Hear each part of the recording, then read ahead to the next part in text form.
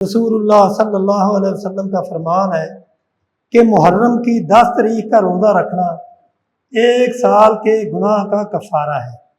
یعنی محرم یہ رونے پیٹنے کا مہینہ نہیں بلکہ یہ عبادت کا مہینہ ہے، امن اور سکون کا، سلامتی کا مہینہ ہے۔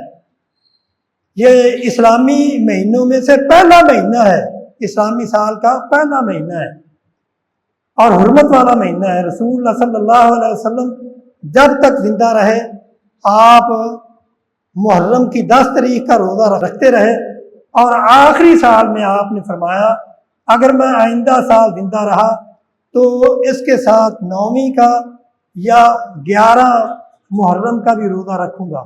لہذا 9 محرم اور 10 محرم یا 10 محرم اور 11 محرم کا روزہ یہ رکھنا سنت ہے، اور رسول اللہ صلی اللہ علیہ وسلم نے فرمایا کہ یہ روزہ 1 سال کے گناہوں کا کفارہ بنتا ہے۔